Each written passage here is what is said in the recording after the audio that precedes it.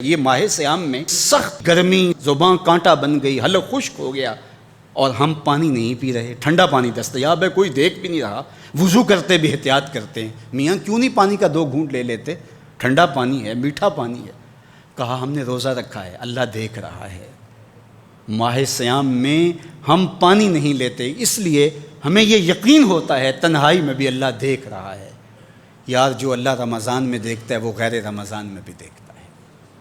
پانی پینے لگو تو دیکھتا ہے، رشوت لینے لگو تو تب بھی دیکھتا ہے، آنکھ بھٹکے تو تب بھی دیکھتا ہے، خیال بہکے تو تب بھی دیکھتا ہے، سوچوں میں آوارگی آئے تو تب بھی دیکھتا ہے۔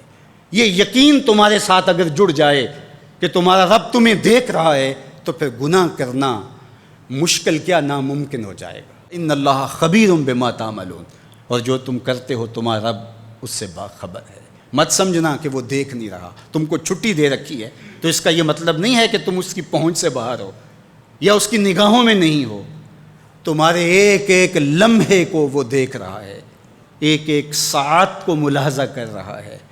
بند کمرے ہوں یا مخفی غاریں، تم جہاں بھی داد عیش دو تمہارا رب تمہیں دیکھ رہا ہے۔ کالے پہاڑ کی گہری غار میں چیونٹی چلتی ہے تو اس کے ننھے اور مہین پاؤں سے سینہ سنگ پر جو لکیر بنتی ہے تمہارا رب اس کو یوں دیکھتا ہے جیسے دیوار چین کو دیکھتا ہے۔ تو کیا وہ تمہارے اعمال کو نہیں دیکھتا؟ تمہارے ایک ایک عمل کو، تمہارے ارادے کو، تمہاری آنکھوں کی خیانت کو، تمہارے دل کے ارادے کو دیکھتا ہے۔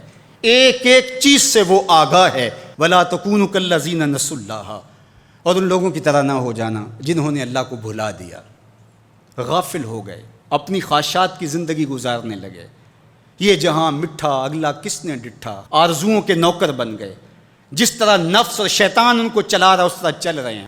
جو لوگ اللہ کو بھول گئے، اللہ فرماتا ہے اللہ نے انہیں ان سے غافل کر دیا۔ اللہ جب کسی سے ناراض ہوتا ہے تو ہدایت چھین لیتا ہے۔ اسی لیے ہمیں ہر روز ہر نماز کی ہر رکعت میں ہدایت مانگنی ہوتی ہے۔ اہدنا الصراط المستقیم، ہر روز مانگتے ہیں، ہر نماز میں مانگتے ہیں، ہر رکعت میں مانگتے ہیں، اللہ ہمیں ہدایت پہ گامزن رکھنا۔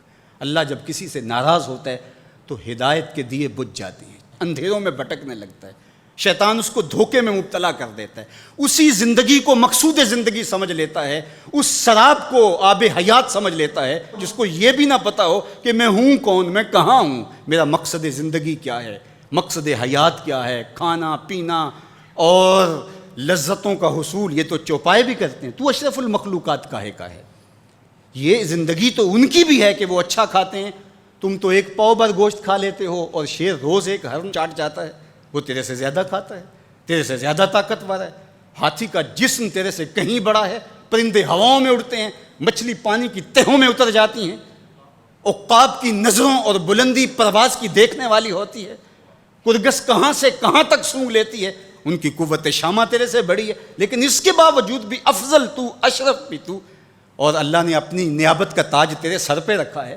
تو مقصود ہے، تو مسجود الملائک ہے، فرشتوں کی پیشانی تیرے حضور جھکی ہے، تو اپنے آپ سے آشنا ہی نہیں ہے، تجھے پتہ ہی نہیں کہ تو کون ہے۔ تو خدا کو بھول کے سمجھا کہ میری زندگی آزاد ہو گئی، اب میں جو چاہوں کروں، میں خدا کا بھی انکار کر دیا، بلا دیا اس کو۔ کہا جب خدا کو تو بھولا تو خود کو بھول گیا، زندگی کے مقصد کو تو نے فراموش کر دیا، اب بھٹکتا ہے ارض فلات میں، جنگل میں پڑے ہوئے خشک پتے کی طرح، جس کو ہوائیں کبھی ادھر اڑا دیتی ہیں کبھی ادھر اڑا دیتی ہیں۔ مقصد حیات کا علم نہیں ہے، خدا کو بھولنے کا یہ نتیجہ ہے جو تجھے بھگتنا پڑ رہا ہے۔ خدا آشنا ہو جا، خود آشنا ہو جائے گا، تجھے ذات سے آگہی ہو جائے گی، من کا شعور مل جائے گا، تجھے پتہ چلے گا کہ میں کون ہوں، میری زندگی کا مقصد اور مقصود کیا ہے۔ تو اگر تو ایسا نہیں کرے گا تو اللہ تجھے تیرے سے بے خبر کر، تیری ٹانگیں نہیں توڑ دی جائیں گی، تیرا رزق نہیں چھین لیا جائے گا، تیری آنکھوں سے روشنی نہیں اچکی جائے گی، تیرے کانوں کی سماعت نہیں کھینچ لی جائے گی، یہ سب کچھ ہوگا لیکن مقصد زندگی نہیں ہوگا۔ تو کہا اس قرآن سے جڑ جاؤ، اپنی زندگی کو مالک کے سپرد کر دو اور ایک ایک لمحہ مالک کی چوکھٹ پہ گزار دو۔